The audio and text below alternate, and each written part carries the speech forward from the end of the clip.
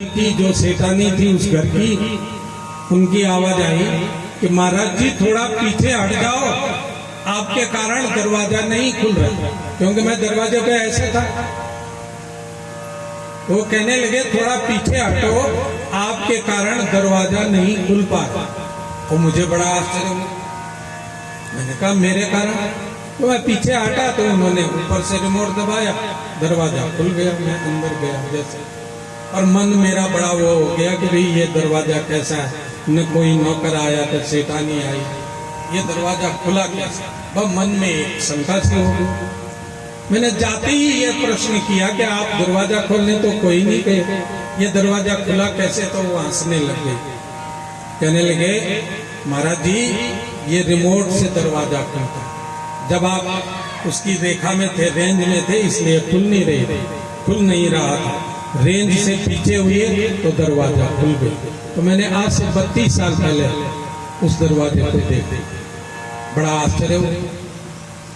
तो महाराज द्वारिकापुरी भी ऐसी पुरी बनाई भगवान ने, जहां ये पूछना पड़ता था द्वार कहाँ, इसलिए उसका नाम क्या पड़ गया है? द्वारिका।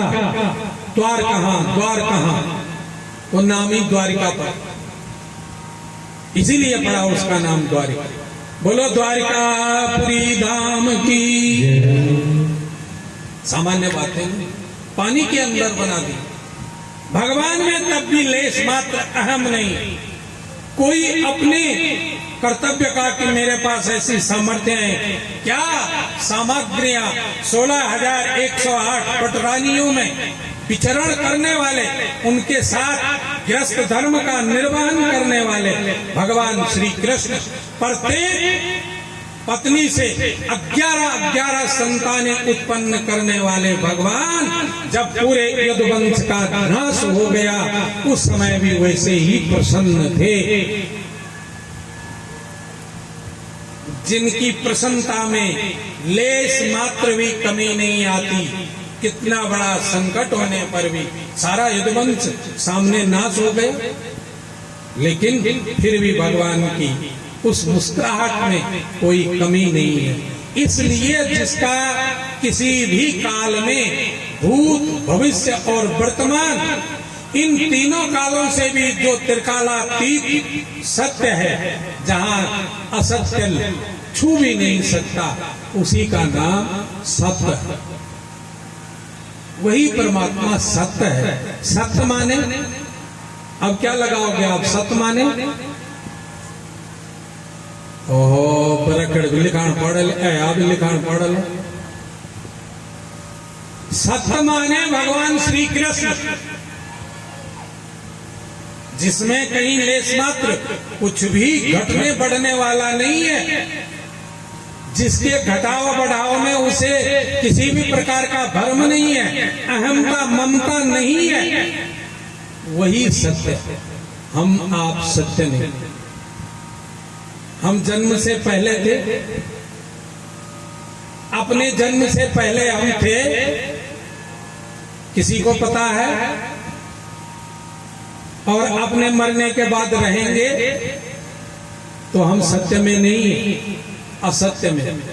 ये संसार जो हम देख रहे हैं, क्या हमारे जन्म से पहले हमने इसको ऐसा ही देखा और मरने के बाद इसको ऐसा देखते रहेंगे? नहीं। इसलिए हम भी असत्य, ये संसार भी असत्य।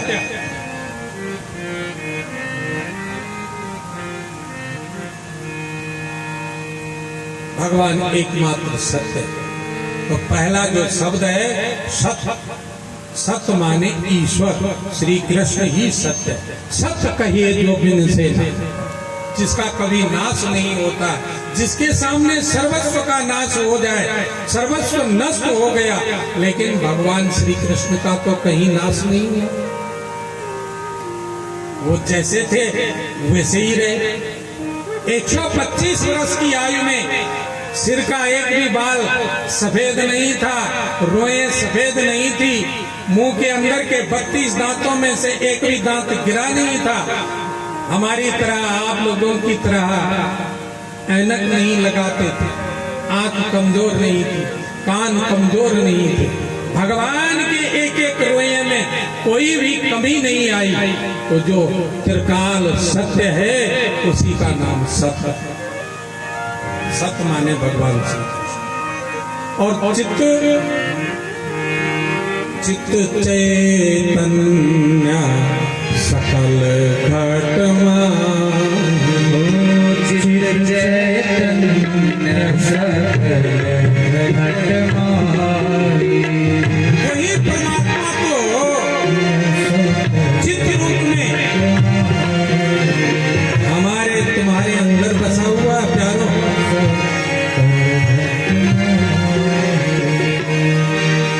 वो चैतन्य रूप से बसा हुआ। अब कैसा चैतन्य?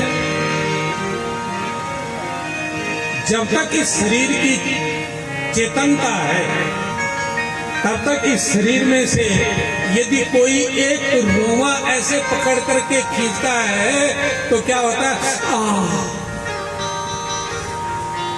दर्द हो। लेकिन उसी शरीर से जो चैतन्य इसमें है, जो ये हमें एहसास करा रहा है कि रोमा खिंच गया, दर्द हो रहा है, उस शरीर में से यदि चैतन्य निकल जाए,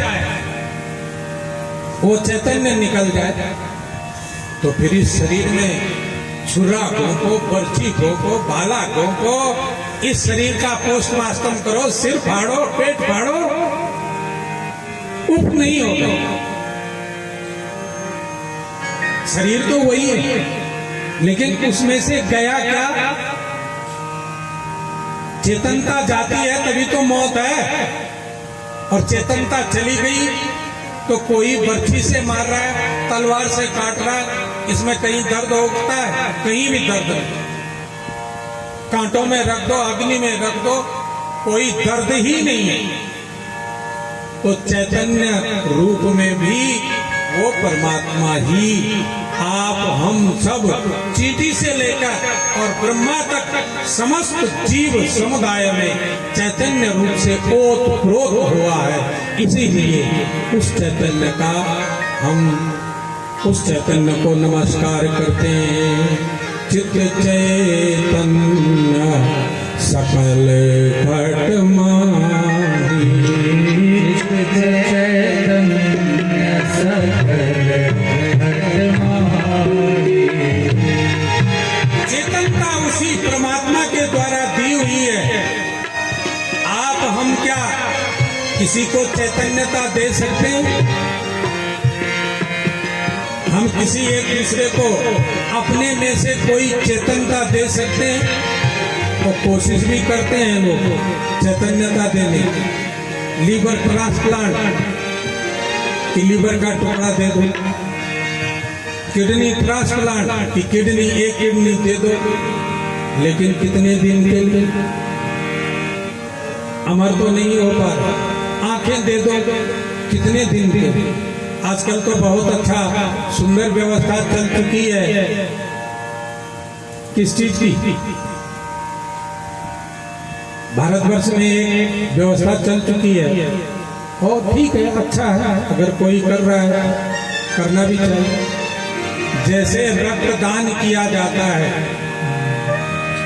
ब्लड डोनेशन, उस रक्त से किसी की जान बच जा रही है, किसी का पूरे शरीर का रक्त बह गया और डोनेट करने वालों ने जो रक्त दिया है उस रक्त से उसकी जान बच जाती है, तो डोनेट करना चाहिए।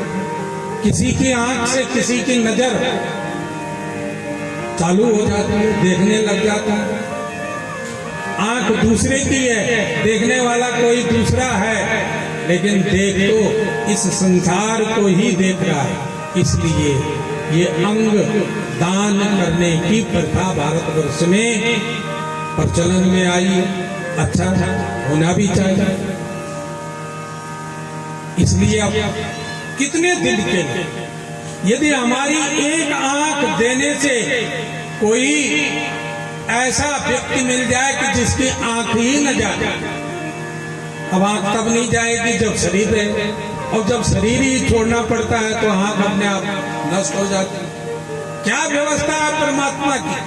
सब कुछ ठीक हो लेकिन प्राण निकल जाए तो क्या ये ठीक रहता है? इसमें न तो तब देखने वाला, न सुनने वाला, न सूंघने वाला, न बोलने वाला, न खाने पीने वाला है, न कुछ सोचने समझने वाला है, न कोई क्रियाकलाप करने वाला है, न कोई चलने वाला है। सारे सिस्टम एक चैतन्य के कारण ही तो चल रहे हैं। जितने भी सिस्टम है हमारे, अगर चैतन्य हट जाता है तो कटा हुआ ठूंठ वृक्ष के समान है। जैसे कटा हुआ वृक्ष टिक नहीं सकता, गिर जाता है, उसी तरह चैतन्य निकलने पर ये शरीर भी निश्चेष्ट हो जाता है। तो उस चैतन्य प्रभु को हम नमस्कार करते हैं, जो चैतन्य रूप में हर घट पिंड में समाया हुआ है। और आनंद घर घर करे आनंदा, आतो नाम सच्चिदानंद। आनंद घट घट करे आनंद। हर प्राणी में, हर घर में आनंद की जो लहर है वो भी परमात्मा की कृपा से है।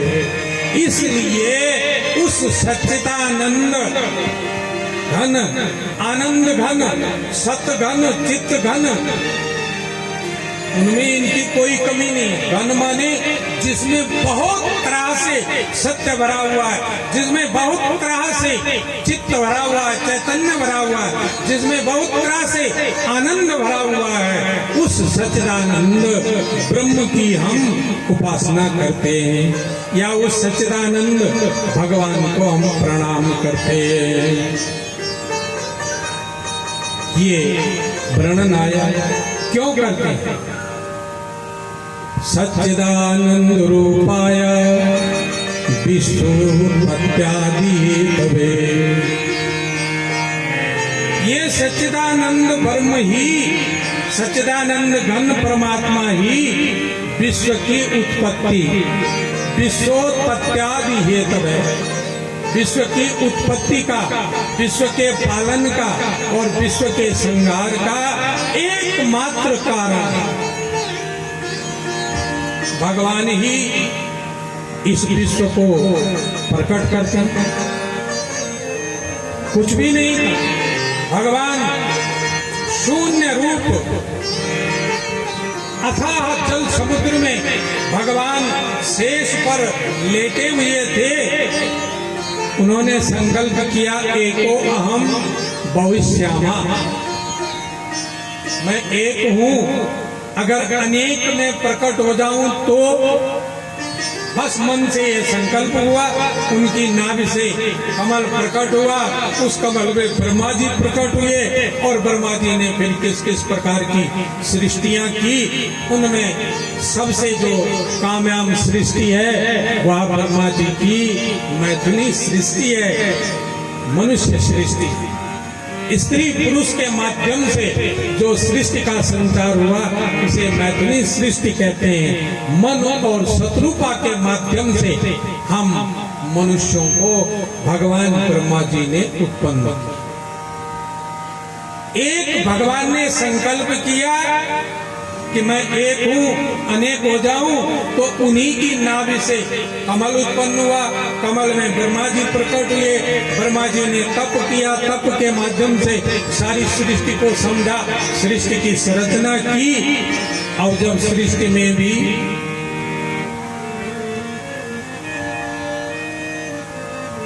पाप का बोलबाला ज्यादा होने लगा, पुण्य और धर्म जब सृष्टि से खत्म होने लग जाता, भगवान श्री गीता में अपने श्रीमुख से इस बात को कह रहे हैं कि यदा यदा धर्मस्य ग्लानिर्भवति भारत, जब जब वो धर्म के हानि, जब जब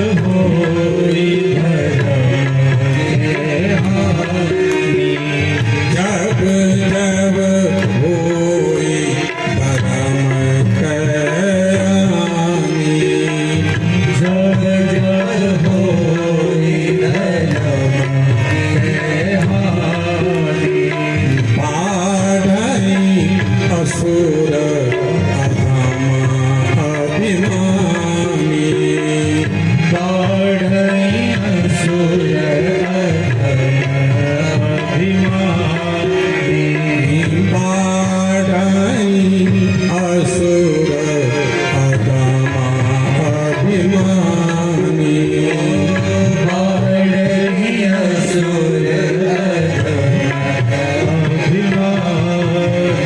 सब गाइए सरल है और गाने से जिह्वा भी शुद्ध होती है।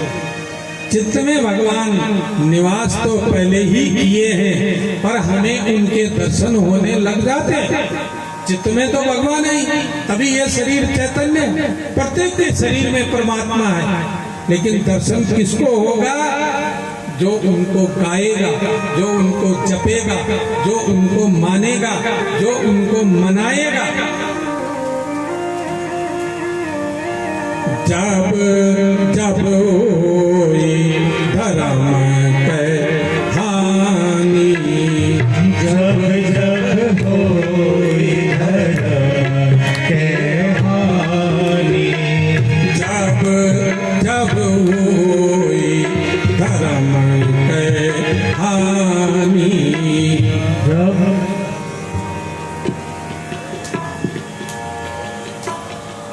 हाँ इन सुनाब करना चाहिए जो बोली। हमें साथ में बोलने वाला भी चाहिए। भाई मैं तो अपनी कथाओं में माता और बहनों ये बात कहता हूं कि मेरी कथा के माध्यम से यदि आपको प्रभु नाम का ज्ञान तक नहीं हुआ तो धिक्कार है मेरे लिए। मेरी कथा का माध्यम तो ऐसा होना चाहिए कि 7 दिन में आप जैसे रट्टू तोता होता है ना, ऐसे आपके मन मस्तिष्क बुद्धि चित्त अंतःकरण में वो कथा का अंश भर जाना चाहिए। अब तो मेरा बोलना सार्थक है। वही बोले जब जब होई धर्म के हानि,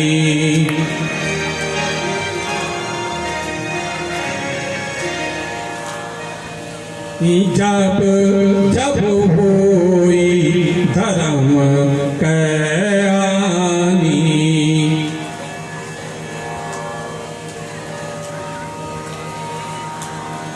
भाई मेरे को तो सुनाई नहीं दिया। अरे आपने बोला होगा तो क्या बोला, मुझे तो सुनाई नहीं।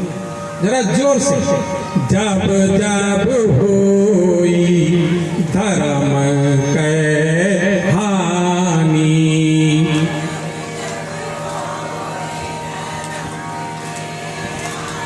शाबाश मेरी माताओं, पुरुषों ने नहीं बोला।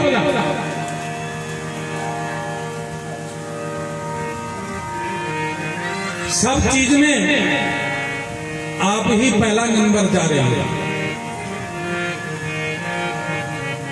पुरुष को थोड़ा संकोच होता है, लेकिन वही पुरुष पोते को जब खिलाता है तो भूल जाता है। जब कथा में होते हैं, कीर्तन में होते हैं, तो ताली बजाने में पुरुषों को थोड़ा सा संकोच महसूस होता है, लेकिन वही पुरुष पोता पोती को खिलाता है और पोता पोती बोले कि मेरा घोड़ा बन जाए, तो उसे घोड़ा बनने में संकोच नहीं होता। जैसे एक अबोध बालक के लिए आप घोड़ा बन रहे हो, ऐसे परमात्मा के लिए हम अबोध बन करके उसका नाम संकीर्तन कर लें तो भगवान दिन रात इस जीवात्मा के साथ साया बन करके चले। उतार चढ़ाव तो जीवन का धर्म है भाइयों और बहनों, वो तो आएगा। तो आप सब बोलेंगे, पुरुष भी बोलेंगे और माता बहनें भी बोलेंगी, और बड़े अच्छे आनंद के साथ पंडाल घूम जाएगा। जब जब होई धर्म के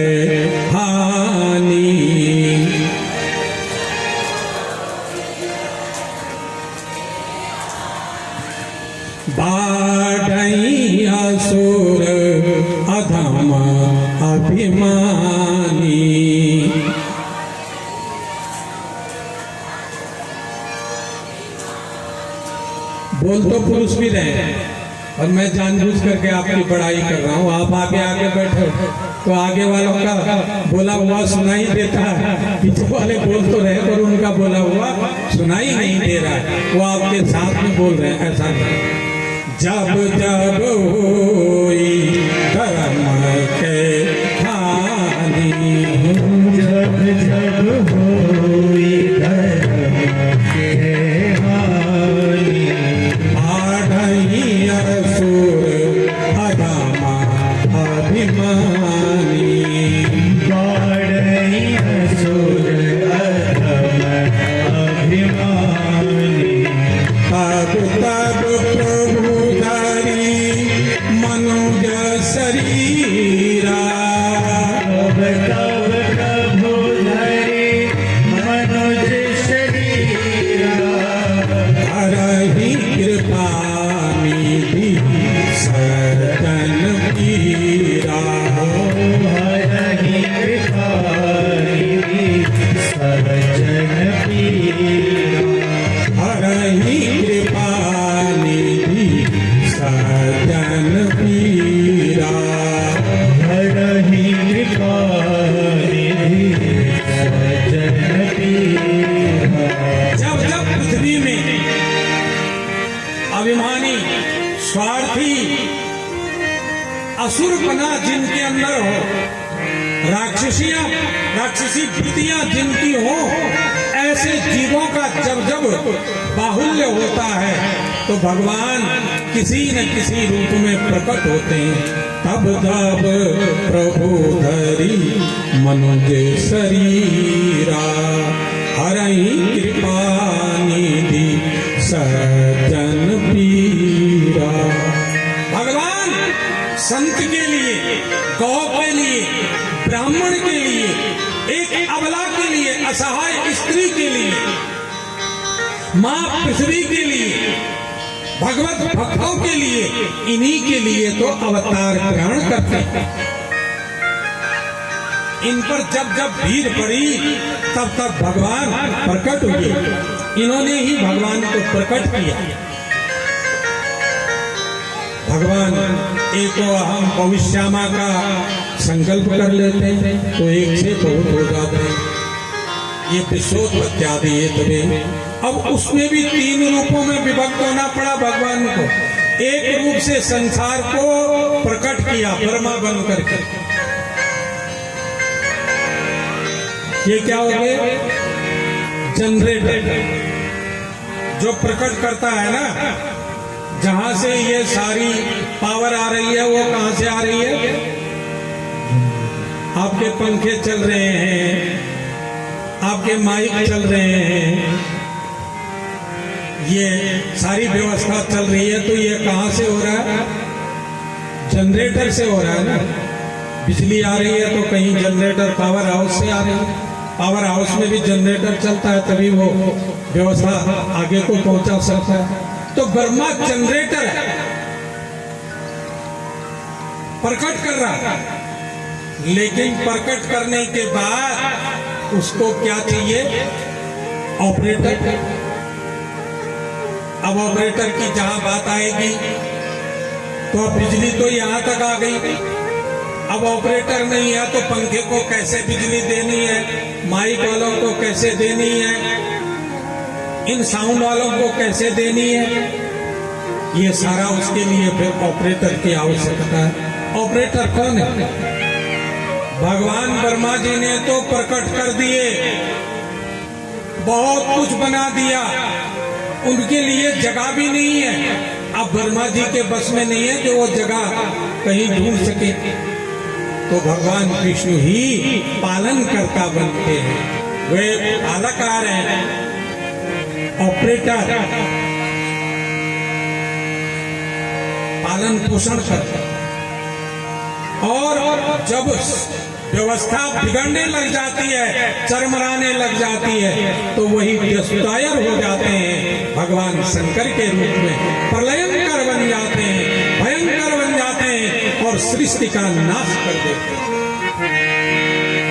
इस श्लोक में ये आशय आया कि विश्वोत्पत्त्यादि हेतवे, केवल इतने का अर्थ जानने के लिए हमें इतनी व्याख्या समझाने की आवश्यकता पड़ी। वो भगवान विश्वोत्पत्त्यादि हेतु यानी सारे सृष्टि कर्म को करने वाले, उसको पालने वाले, फिर उसका संहार करने वाले, उसको अपने अंतर में ही छुपाने वाले 3 रूपों में प्रकट होते हैं। और क्या है वे भगवान? उन भगवान को हम नमस्कार करते हैं जो सृष्टि को प्रकट करते हैं, बनाते हैं, पालते हैं और फिर सृष्टि का संहार करते हैं। उन परमात्मा को हम नमस्कार करते हैं। तीसरे चरण, श्लोक के तीसरे चरण में आया तापत्रय विनाशाय। 3 प्रकार का जो ताप है, तापत्रय विनाशाय, कायिक, वाचिक और मानसिक। सब कुछ है घर में, लेकिन मन खुश नहीं है। क्या करना है जी, सब कुछ है और मन तो किसी चीज में लगता नहीं है। इससे बढ़िया तो वो लोग हैं जिनके पास कुछ नहीं है, वो सही है। ये क्या ताप है? ये दुख है। ये कौन सा दुख है? मानसिक दुख, मन से। और कायिक, सुंदर शरीर दिया परमात्मा ने, लेकिन उसमें दर्द ऐसा, टांग दुख रही है, हाथ दुख रहा है या कान दुख रहा है, नाक में पीड़ा होने लग जाए, एक नाखून ही पकना शुरू हो जाए, उसमें पीड़ा है, तो ये शारीरिक दुख है, कायिक दुख है। और उसके बाद वाचिक, वचन में भी पीड़ा होने लग जाए, हर एक का वचन हम सुन न सके, उसको पचा न सके, जान न सके, तो कायिक, वाचिक और मानसिक। इसी को कहते हैं दैहिक, दैविक और भौतिक। ये 3 प्रकार के ताप जिसकी कृपा मात्र से हट जाते हैं, होते ही नहीं है जीवन में जीवात्मा के, उन परमात्मा को हम नमस्कार करते हैं। दैहिक, दैविक, भौतिक तापा। दैहिक, दैविक, भौतिक तापा। दैहिक, दैविक, भौतिक तापा। दैहिक, दैविक, भौतिक तापा। राम राज नहीं काहुई व्यापा। राम राजे नहीं काहुई व्यापा। 3 प्रकार के दैहिक यानी देह से, शरीर से मिलने वाला, दैविक यानी भगवान के द्वारा, प्रकृति के द्वारा प्रकोप।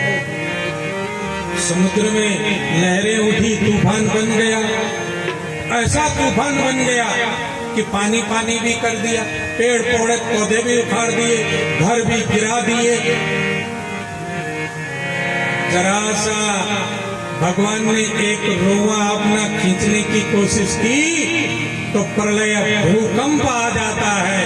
गुजरात और उत्तराखंड इसके उदाहरण हैं कि एक झटके में क्या का क्या प्रलय बन गया। इसको कहते हैं दैविक, प्रकृति के, और भौतिक जो हमने अपने लिए तैयार किया। गाड़ी है, गाड़ी के बगैर नहीं जा सकते थे, अब हमने तैयार किया कि जब गाड़ी नहीं है तो नहीं जाए। ये तैयार किया हमने अपने लिए, ये भौतिक था। ये तो छोटी बात कह रहा हूं, ऐसे बड़े बड़े उदाहरण हैं जो हमने अपने लिए तैयार किए, जो इन 3 प्रकार के तापों को नष्ट कर देता है। दैहिक, दैविक, भौतिक, इन 3 प्रकार के तापों का जो उन्मूलन कर देता है। तापत्रयोन विनाशाय, तापत्रय विनाशाय, तापत्रय त्रयोन्मूलाया, उन परमात्मा को हम नमस्कार करते हैं। अब वे परमात्मा कौन है? अब आएगा श्री कृष्णाय वयं नमः। श्री कृष्णाय वयं नमः, ये चौथा चरण है श्लोक का, पहले श्लोक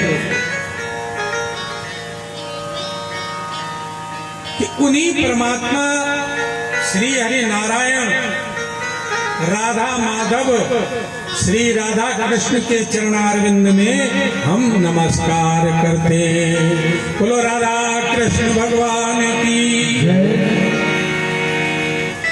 तो आप हम भी नमस्कार करके आगे बढ़े राधा माधव के चरणारविंद में। उसके बाद दूसरे श्लोक में वर्णन आया, सूत जी नैमिषारण्य तीर्थ में 88,000 शौनक आदि ऋषियों को ये व्याख्या महात्म्य की सुनाते हुए कह रहे हैं, यम प्रवर्जन्त मनुपेतमपेत कृत्यम वेपायनो विराका तरया जुहा पुत्रेति तन्मयतया तरवोऽभिनेदु तं सर्वभूतहृदयं मुनिमानतोऽस्मि। दूसरे श्लोक में वितराक्रमहंस महात्मा सुखदेव जी की प्रार्थना की गई है कि जिन्होंने माँ के गर्भ से जन्म लेते ही नाल का ही जनेऊ अपने कंधे पर रखा और अपने पिता की कुटिया छोड़ दी। व्यास नंदन सुखदेव घर से निकल गए। उनके पीछे पीछे पुत्र विरह में उनके पिता वेद व्यास जी दौड़े दौड़े पीछे पीछे और बुला रहे हैं, हे पुत्र आ जाओ आ जाओ। पुत्रेति तन्मयतया तरवोऽभिनेदु तं सर्वभूतहृदयं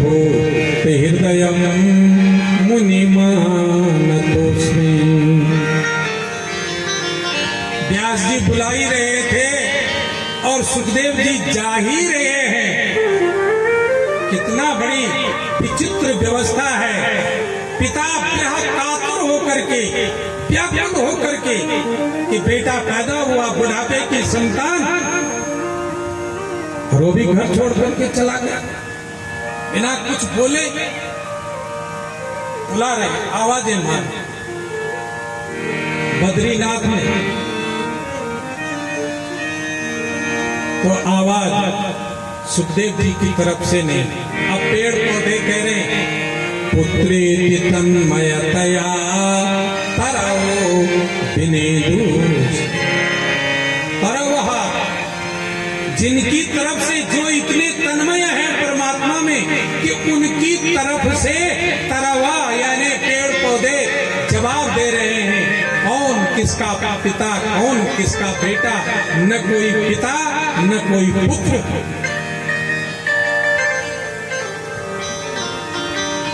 सच्चा नाता तो ईश्वर से, ये सब बिछुड़ने वाले नाते। लेकिन ईश्वर से नाता जुड़ जाए तो कभी बिछड़ाव नहीं होगा। पेड़ पौधों ने जब ये जवाब दिया तो व्यास जी वापिस हो गए। ऐसे सर्वभूत हृदय जो सभी के मन में बसे हुए हैं, ऐसे सर्वभूत हृदय मुनि सुखदेव जी को हम नमस्कार करते हैं। बोलो वेद व्यास मुनि सुखदेव भगवान की। व्यास नंदन सुखदेव भगवान की। व्यास जी के पुत्र, उनकी प्रार्थना की गई। मातम्य के दूसरे श्लोक में कोई सामान्य बात नहीं है, भागवत के अर्थ को समझना बहुत कठिन है। उसके बाद वर्णन आया कि नैमिष्य में नैमिष्ये सूतमासीन मविभात्या मामतिं कथा सार रस स्वादा कुशला सौनको ब्रवीत। सूत जी को उच्च सिंहासन में बिठाया नैमिषारण्य तीर्थ में ऋषि लोगों ने, और उसके कुलपति थे सौनक, उस विश्वविद्यालय के कुलपति थे। जिस विश्वविद्यालय में कोई फीस नहीं पड़ती थी, कुछ भी किसी से लिया नहीं जाता था, वो विश्वविद्यालय कहाँ? नैमिषारण्य। इसी उत्तर प्रदेश की सीतापुर जिले के एक जंगल में नैमिषारण्य उसका तीर्थ। उसका नैमिषारण्य नाम क्यों पड़ा, ये आगे कथा आएगी और सुनाने का मौका मिलेगा तो आपको जरूर सुनाएंगे। सूत जी को उच्च सिंहासन में बिठा करके सौनक जी ने प्रश्न किया, अज्ञान ध्वांत विध्वंस कोटि सूर्या समाप्रभम सूता ख्याय कथा सारम मम कर्ण रसायनम।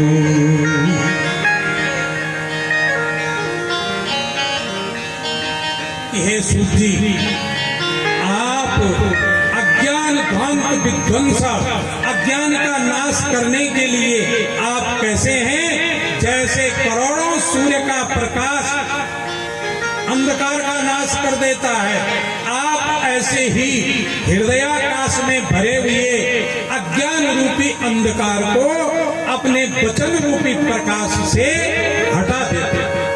अज्ञान ध्वांत विध्वंसा सूर्य कोटि समाप्रभम,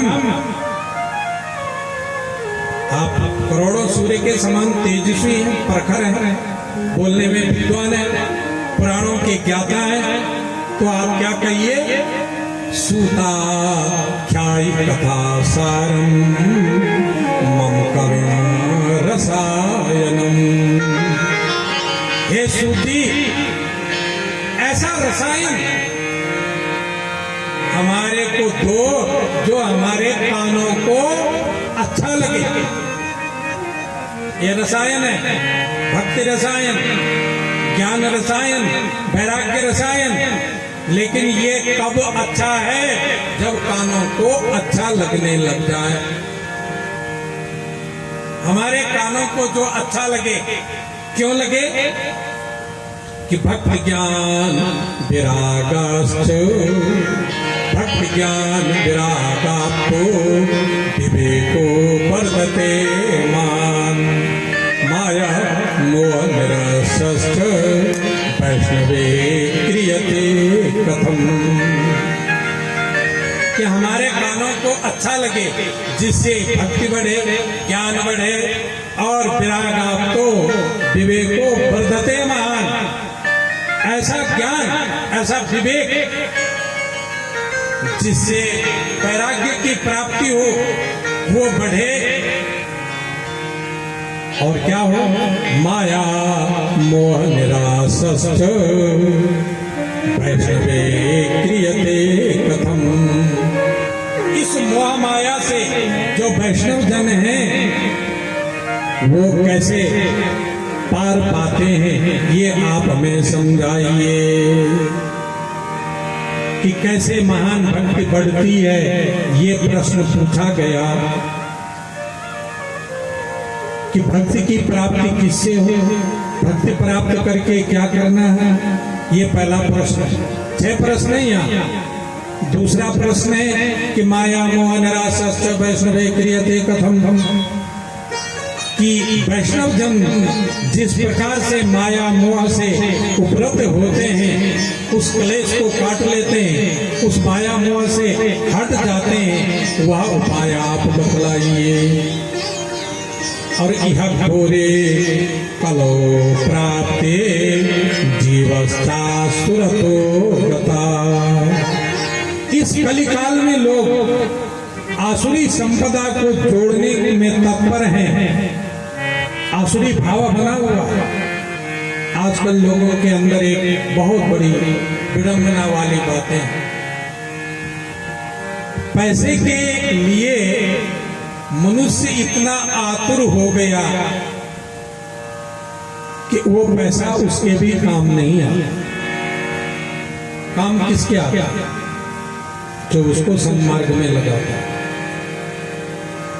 परंतु आज मनुष्य पैसे के लिए इतना आतुर हो गया है कि भाई भाई से नहीं, पिता पुत्र से नहीं, पत्नी पति से नहीं, प्यार केवल पैसों से हो रहा है, स्नेह केवल पैसों से है, और जमीन जायदाद धन दौलत से है। क्या ये साथ जाएगी? क्या इस धन दौलत संपत्ति को कोई अपने साथ आज दिन तक ले गया? और मैं तो ये कहूं, बहुत सारा पैसा हो और मनुष्य चारपाई में पड़ जाए तो क्या करोगे? किस काम का पैसा? किसके लिए कमाया? क्यों कमाया? कभी इसका भी चिंतन करना चाहिए कि जो हमने कमाया क्या वो सही है, हमारे काम आ रहा है?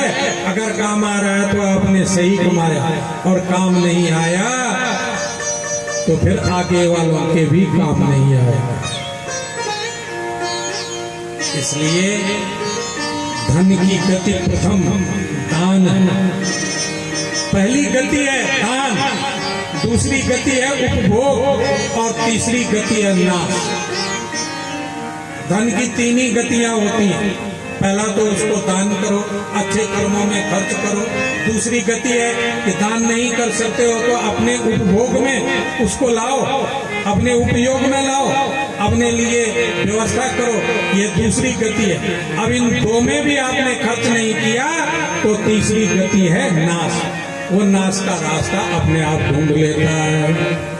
या गोरे कलो प्राप्ते जीवस्ता सुरतां गता।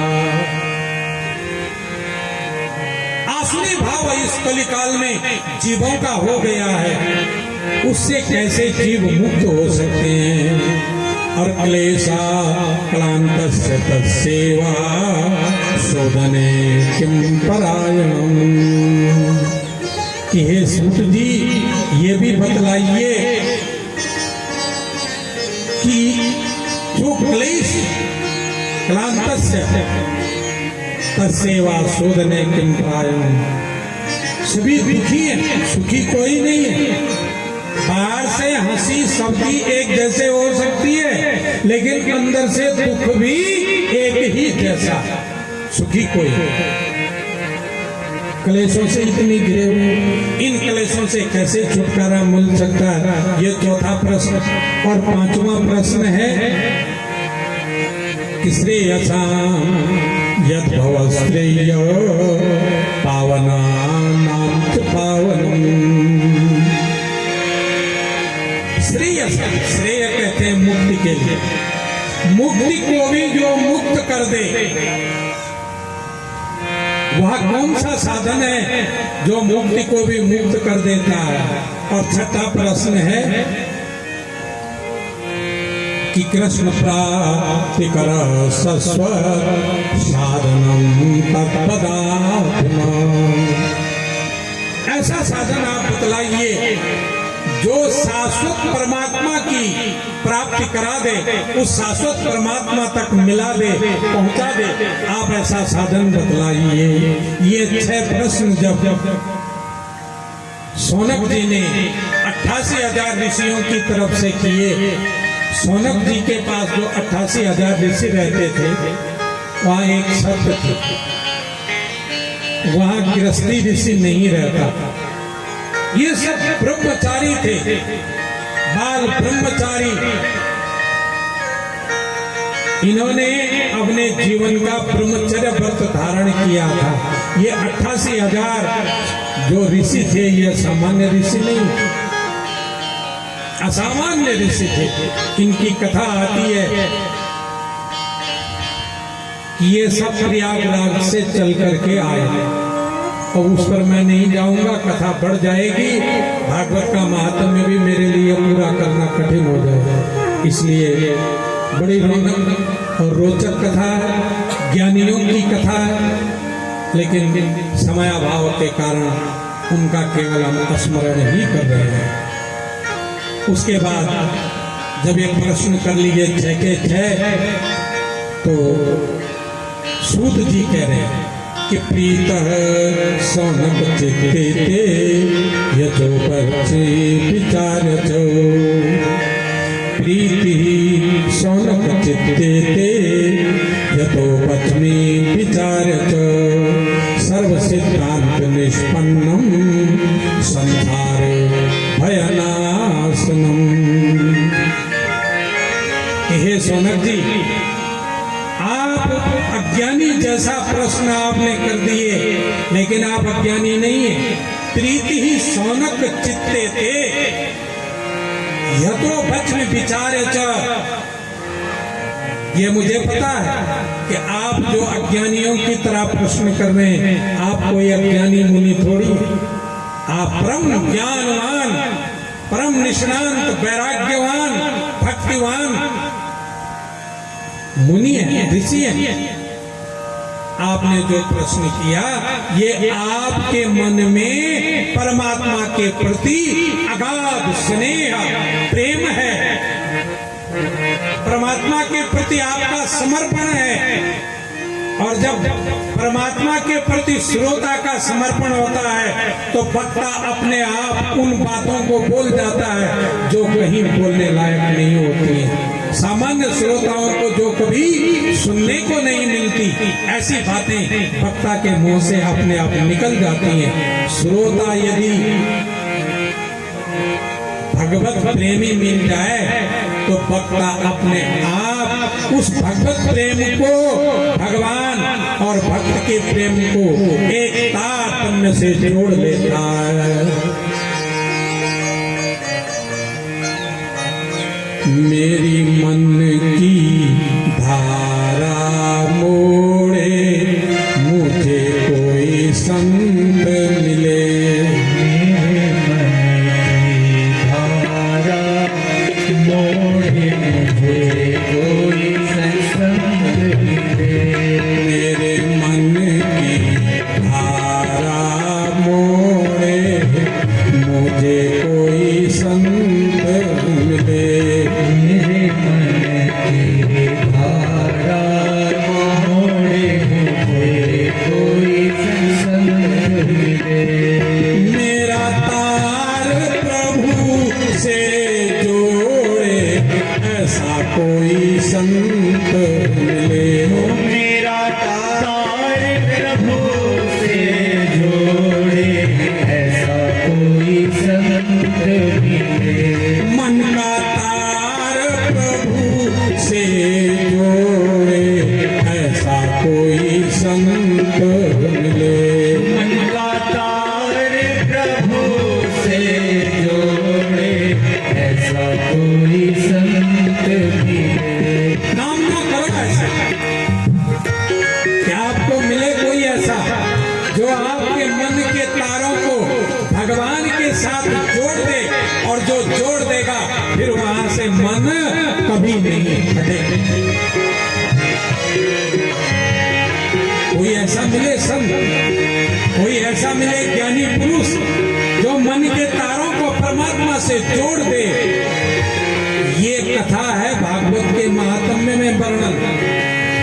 कैसा होना चाहिए भागवत का वक्ता, कैसा होना चाहिए भागवत का श्रोता, ये महात्म्य में वर्णन आ रहा है। हमें अपने आप को देखना चाहिए कि क्या हम वक्ता के लायक, क्या हम श्रोता के लायक, क्या हमारे अंदर इन गुणों में से कोई एक लेस मात्र भी गुण है।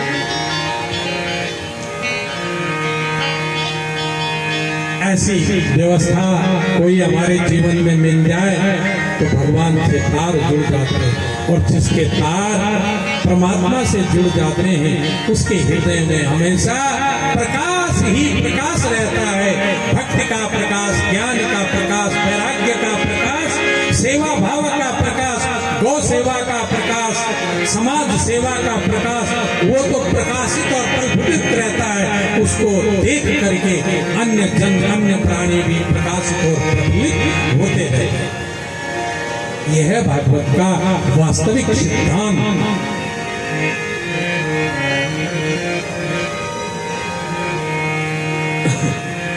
कहा मैं तुम्हें ऐसे सिद्धांत के विषय में सुनाने जा रहा हूं।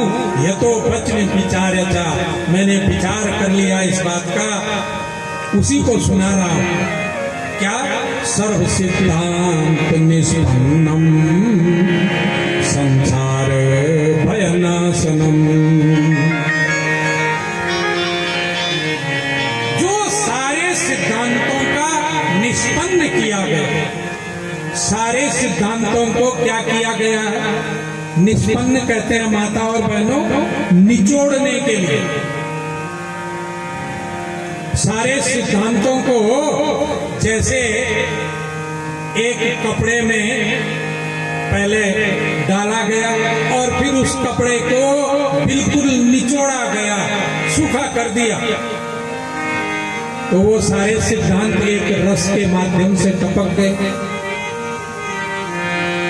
सर्व सिद्धांत निष्पन्नम संसार भयनाशनम।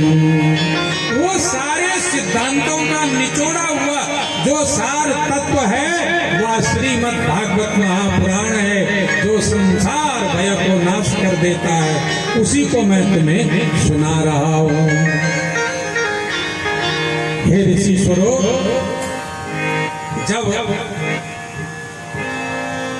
वेदव्यास नंदन सुखदेव जी सुखताल, मुजफ्फरनगर सुखताल में गंगा किनारे आनंदवन तट में बट वृक्ष के नीचे महाराजा परीक्षित को श्रीमद् भागवत के इसी निचोड़े हुए सिद्धांत की कथा सुना रहे थे, तो देवताओं ने सुना कि कथा हो रही है, तो देवता देवलोक से आए और देवलोक से आकर के उन्होंने सुखदेव जी को प्रणाम किया। सुखम नत्वा बदन सर्वे स्वकार्या कुशलासुरा कथा सूत्राम प्रयच्छस्व ग्रीते वा सुधा मिमाम। एवं विनिमये जाते सुधा राज्ञा प्रपीयताम् प्रपास्यामो वयं सर्वे श्रीमद् भागवतामृतम्।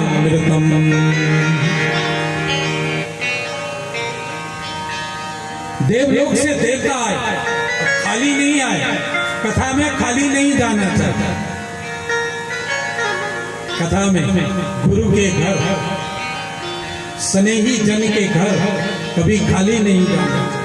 सामर्थ्य के अनुसार कुछ न कुछ अर्पण जरूर करना चाहिए। भगवान के मंदिर में, देवालय में खाली नहीं जाना चाहिए।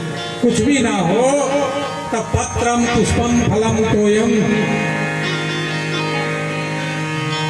भक्त्याम यो में प्रयच्छति।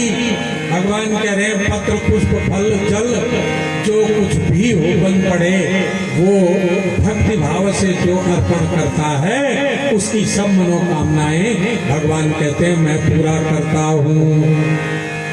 इसलिए खाली हाथ नहीं जाना चाहिए, कुछ न कुछ अर्पण।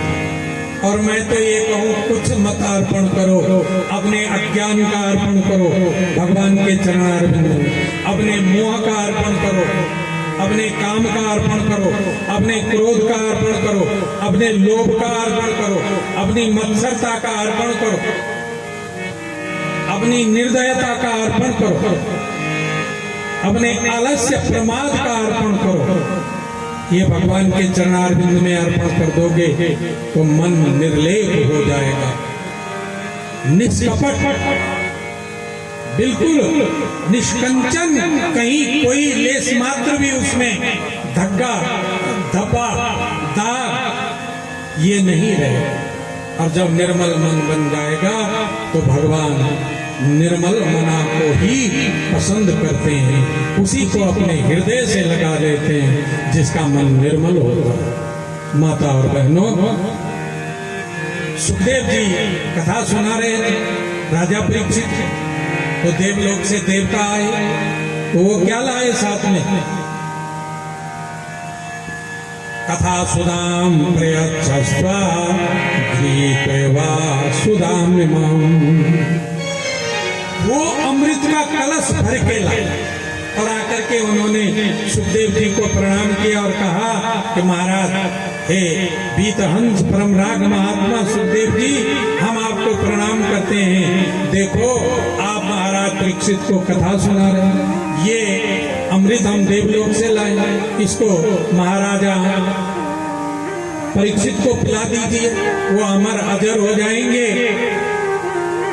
और ये जो कथा आप परीक्षित को सुना रहे हैं, वो कथा गृहीत्वा सुधाम इमाम एवं विनिमय जाते सुधाराज्ञा प्रपीयताम प्रपाश्यामो वयं सर्वे श्रीमद्भागवतामृतम्।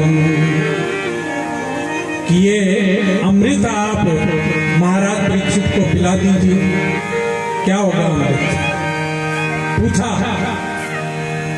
सुखदेव स्वामी ने कि भाई, जिसको पीना है उसको पूछो। देवताओं ने पूछा कि अमृत पियोगे? तो सुखदेव जी ने कहा, बेटा, देवता पूछ रहे हैं, जवाब दो। तो महाराज परीक्षित पूछने लगे, गुरुदेव, इस अमृत से क्या हो जाएगा? तो देवताओं ने कहा, देखो, इस अमृत को पीने से आप सुंदर नव यौवन माने अजर हो जाओगे। आपको जरा नहीं आएगी, बुढ़ापा नहीं आएगा, आप अमर हो जाओगे, आप मरोगे नहीं। और आपकी जगह कथा अमृत हम पी लेते, सुखदेव जी हमें सुना लेते। तो महाराज परीक्षित ने कहा, गुरुदेव, कथा अमृत से क्या हो जाएगा?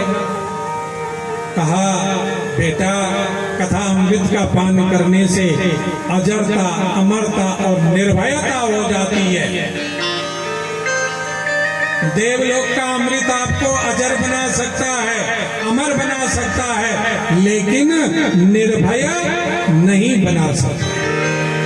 समझिए, ध्यान दीजिए इस बात पर कि देवलोक का अमृत हमें स्वरूप प्रदान कर सकता है, रूपवान बना सकता है, धनवान बना सकता है, गुणवान बना सकता है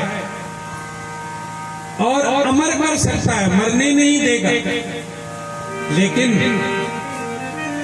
निर्भय नहीं कर सकता। देवता लोग तो अमृत पिए हैं ना, ये तो आप सभी जानते हो कि देवलोक में देवताओं का भोजन क्या है, क्या खाते हैं देवता? हमारी तुम्हारी तरह रोटी चावल दाल ये नहीं खाते। वहां तो केवल अमृत का भोग लगता है, बस अमृत की 3-3 आचमन ली और सबको डकार आने शुरू हो जाते हैं। वो रोज अमृत पीते हैं, तो क्या है? अजर है, उनको बुढ़ापा नहीं होता। कोई देवता बूढ़े नहीं होता है और कोई देवता मरता भी नहीं, मृत्यु को प्राप्त नहीं होता। लेकिन भय कितना है, जैसे ही रावण देवलोक की ओर जाता है, देवताओं की ओर हाथ करता है, बढ़ाता है, देवता जो है देवलोक को छोड़ करके सुमेरु पर्वत की कंदराओं में चुभने आ जाते हैं। जैसे ही जलंधर दैत्य पहुंचा, सुमेरु पर्वत की कंदराओं में चुभने आ गए, दर दर भटकने लगे। भय उन्हें भी, जिनको पता है कि हम मर भी नहीं सकते, रूपवान है, धनवान है, गुणवान है, अमर हैं, वो भी भय भी। लेकिन भागवत जी निर्भय भी कर देती हैं, अजर भी कर देती हैं, अमर भी कर देती हैं और निर्भय भी कर देती हैं। भागवत जी की कथा में ये विशेषता है। तो फिर तो सुखदेव स्वामी जी के ऐसे कहने पर महाराज परीक्षित ने हाथ जोड़ लिए कि गुरुदेव, फिर तो मुझे भागवत अमृत ही, कथा अमृत ही पिलाइए, मुझे देवलोक का अमृत अच्छा नहीं लग रहा है।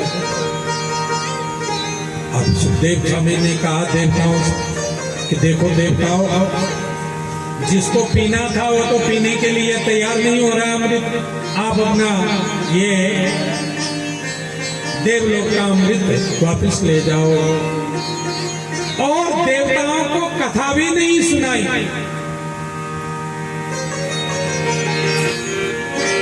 इसमें कारण देवता कथा सुनने के अधिकारी नहीं है। क्यों नहीं? उन्हें अपनी अजरता अमरता पर घमंड है, उन्हें अपनी स्वरूपता पर घमंड है। और जिसके मन में अहम भरा हो, घमंड भरा हो, वो कथा सुन भी लेगा तो उसके चित्त में टिकेगी नहीं। इसलिए घमंडियों के सामने कथा कहना भी व्यर्थ ही होगा, उसके चित्त में नहीं टिकेगी। जो सरलता हो करके, सरल भाव रख करके कथा पंडाल में आता है, वही सच्चे भाव से कथा का श्रोता होगा। बर्तन खाली करके आना चाहिए। और कैसा बर्तन होना चाहिए? बर्तन खाली तो कर दिया, बरसात हो रही है, और बर्तन खाली कर दिया कि बरसात का पानी इसमें भर जाएगा, पानी की जो दिक्कत है वो हट जाएगी, ऐसा सोच करके आपने बरसाती पानी को जमा किया, लेकिन उस बर्तन को अंदर से साफ नहीं किया तो उसमें बरसात का तो पूरा पानी गिरा, लेकिन वो क्या हो गया? क्या हो गया?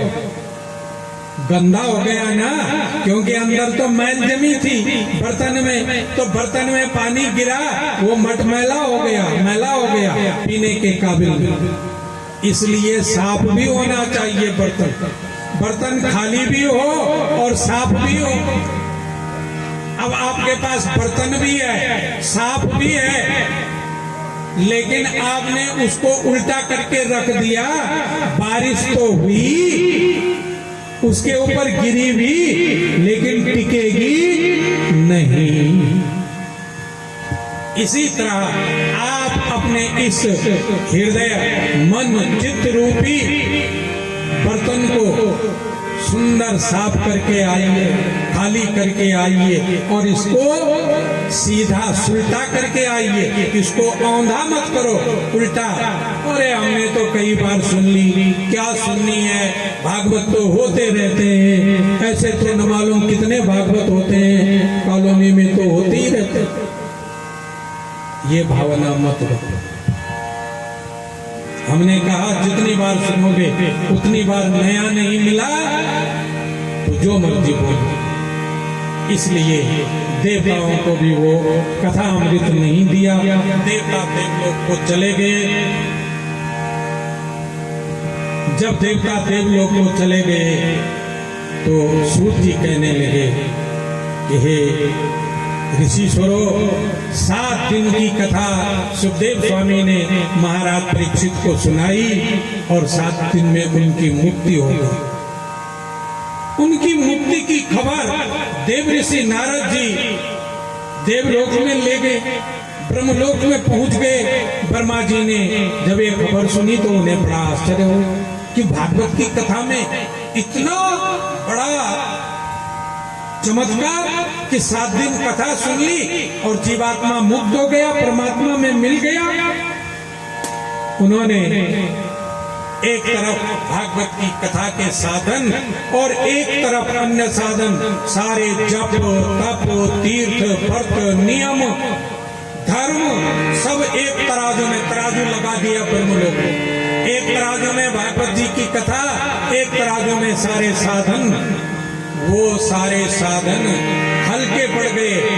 भागवत की कथा वाले तराजू का पलड़ा जो कि त्यों टिका रह गया, वो जरा सा भी हिला तक नहीं पाए। अर्थात सारे साधन इतने हल्के हैं भागवत की कथा के सामने कि वे उसका कुछ भी तोल नहीं कर सकते हैं। हे सूत जी, इसीलिए जब ब्रह्मा जी ने ये जान लिया कि भागवत में जो समस्त व्यवस्था है वो श्री भगवान की ओतप्रोत होने की व्यवस्था है, तो वे बड़े निश्चिंत हुए। इसी प्रकार नारद जी का प्रसंग आता कि नारद जी भी मोह में फंसे। मोह में फंसने के कारण वे भी यद्यपि मुक्त पुरुष हैं, फिर भी वे स्थिर होकर एक जगह, जबकि उनको तो प्रधान है, साप है, दक्ष का साप है उनको। नारद जी को एक जगह बैठते नहीं, स्थिर नहीं होते, लेकिन उन्होंने भी 7 दिन इस कथा को सुना और इस कथा के माध्यम से ज्ञान भक्ति वैराग्य को पुष्ट किया। इसके विषय में एक आख्यान सुनाते हैं कि सनक सनंदन सनातन चारों ऋषि आपस में कथा करते रहे। 3 भाई श्रोता बन जाते और एक भाई वक्ता बन जाता। बारी बारी ये कर्म चलता रहता है। एक भाई वक्ता 3 श्रोता, फिर एक भाई वक्ता 3 श्रोता, फिर एक भाई वक्ता 3 श्रोता, ऐसा ये कर्म उनका चलता रहता है। उनको दूसरे तीसरे चौथे पांचवें की कोई जरूरत नहीं है, भीड़ की जरूरत नहीं। वो आपस में ही कथा कर लेते हैं, कथा सुन लेते हैं और भगवान के उस दिव्य नामामृत में जो है आनंद का गोता लगाने लग जाता है। एक बार ये ऋषीश्वर बद्रिकाश्रम धाम में इसी उद्देश्य से आए कि बद्रीनाथ में कथा करें, कथा सुने, भगवान की चर्चा बद्रीनाथ में हो, बद्रीनाथ धाम में हो। वे बद्रीनाथ धाम में पहुंचे तो उनकी दृष्टि पड़ी कि नारद जी दौड़े दौड़े पसीना से तर-बितर, उनका मुंह पीला और फीका पड़ा हुआ दौड़ रहे। उन्होंने नारद जी को देखा तो पूछा कि हे नारद जी, कथम ब्रह्म दीनी मुख कुतश्चिंता पुरो भवान परितागम्यते पुत्र कुतश्चागमनस्तव। हे ब्रह्मा जी के पुत्र, मानसी सृष्टि में उत्पन्न होने वाले ब्रह्मा जी के सबसे छोटे पुत्र हैं नारद जी।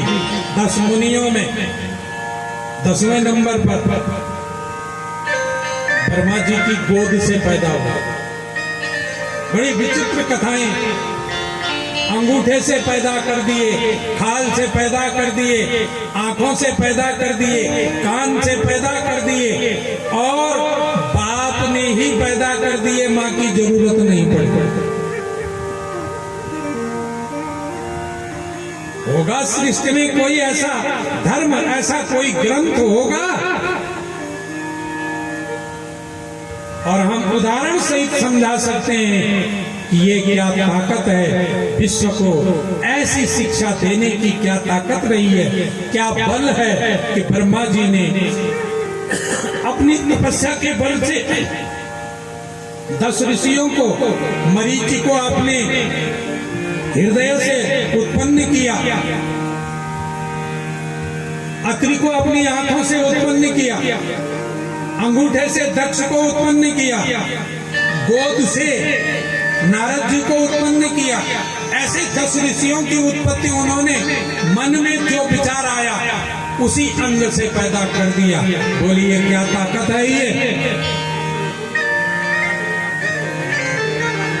तो नारद जी उस मानसी सृष्टि के 10वें पुत्र हैं ब्रह्मा जी के, और उन्होंने जब उन नारद जी को देखा तो पूछा, हे ब्रह्मपुत्र नारद जी, आप इतने दीनहीन चित्त से कहां से भटकते हुए आ रहे हैं? आपका मुख मलिन पड़ रखा है, चेहरा फीका पड़ रखा है।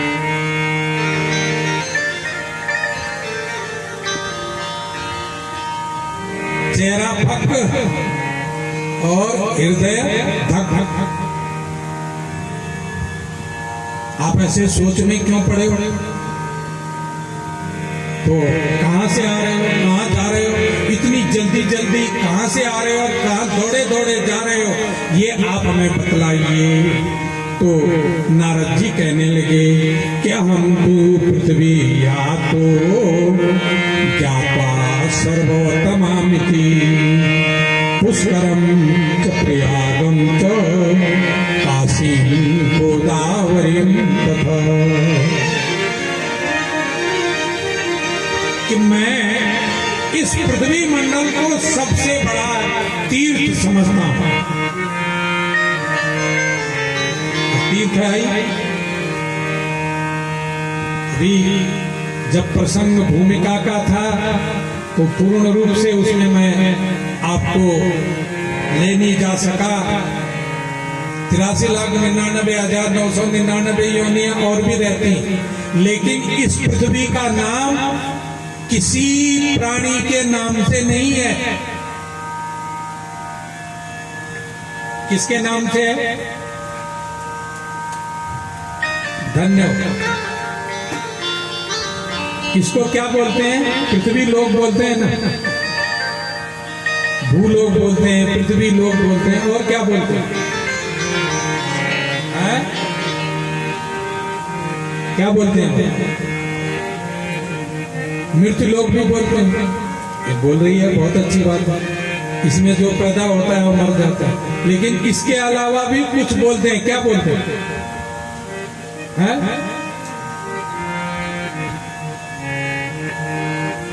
मनुष्य लोग बोलते हैं।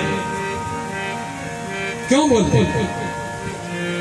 83,99,999 भगवान की बनाई हुई वो और भी इस पृथ्वी में हैं, लेकिन उनके नाम से पृथ्वी का नाम नहीं पड़ा है। मनुष्यों के नाम से इस पृथ्वी का नाम पड़ा मनुष्य लोग, क्योंकि इस पृथ्वी का सर्वश्रेष्ठ प्राणी कौन है? मनुष्य। दुर्लभो मानुषो देही देहिनां क्षणभंगुरा तत्रापि दुर्लभं मन्ये वैकुंठा प्रियदर्शनम्। इसलिए कि मनुष्य चर्चा कर सकता है, चर्चा सुन सकता है, बोल सकता है, गा सकता है, भगवान का ध्यान धारणा कर सकता है, भगवान को चित्त में बिठा सकता है, गोद में खिला सकता है। ये ताकत किसमें है? मनुष्य में। पशु पक्षियों में है क्या ये ताकत? उन्हें भी पता होता है, वो भी बच्चे पैदा करते हैं, उन्हें भी बच्चों के प्रति ऐसा ही मोह होता है जैसा आप हमको है अपनी संतान के प्रति, वैसा मोह उनको भी है। उनको भी वही पीड़ा होती है, दुख दर्द। आप कभी देखिए उनकी आंखों में आंसू टपकते हैं। बच्चे को दुख हुआ तो, साथी को दुख हुआ तो, पशुओं में भी आंसू टपकते हैं, लेकिन वे किसी का दुख दर्द बांट नहीं सकते। और मनुष्य एक दूसरे का दुख दर्द, आनंद, उत्साह सब कुछ बांट सकता है। मैंने अपना आनंद उत्साह की बात आपसे कही तो आप भी प्रसन्न हो जाते। ओहो, ये तो बहुत अच्छी बात है। मैंने अपना दुख आपसे प्रकट किया तो आप कहने लगते हैं अच्छा ये तो बहुत ही गलत हुआ है। आप भी मुरझा जाते हैं, कुंभला जाते हैं। ये मनुष्य के अंदर ये कला भरी हुई है, इसीलिए इस पृथ्वी का नाम मनुष्य लोग। मनुष्य अपने आप तर सकता है और दूसरों को तार सकता है। ये दूसरों को तारने की तो भावना है, बाकी क्या है? अपने पूर्वजों को तारने की भावना इन बालकों की है। समस्त पूर्वजों का उद्धार करने की भावना है, ये मनुष्य ही कर सकता है। मनुष्य के अलावा पशु पक्षी कीड़ा मकोड़ा इन कर्मों की ओर प्रेरित नहीं हो सकता। इसलिए इस पृथ्वी का नाम मनुष्य लोग ने। तो ऐसा मनुष्य शरीर पाया तो नारद जी भी कह रहे हैं कि अहम तू पृथ्वी यात्रा ज्ञातो सर्वोत्तमामिति पुष्करम च प्रयागम च काशीम गोदावरीम तथा कि मैंने पृथ्वी लोक को मैं सबसे उत्तम लोक मानता हूँ क्योंकि इसमें तीर्थ हैं पुष्कर, प्रयागराज, हरिद्वार, वृंदावन, बद्रीनाथ, जगन्नाथ, नाथीनाथ भरे हुए हैं, पशुपतिनाथ। यहाँ इस पृथ्वी में अनाथ कोई नहीं, नाथों से भरी हुई है पृथ्वी। रघुनाथ, विश्वनाथ, यहाँ तो नाथीनाथ बने, द्वारिकानाथ, उन नाथों से भरी हुई पृथ्वी में अनाथ कोई नहीं हो सकता। पृथ्वी को मैं उत्तम लोक मानता हूँ, इसलिए भ्रमण करने आया। लेकिन पृथ्वी में जो जो मैंने देखा उससे मन दुखी हो गया।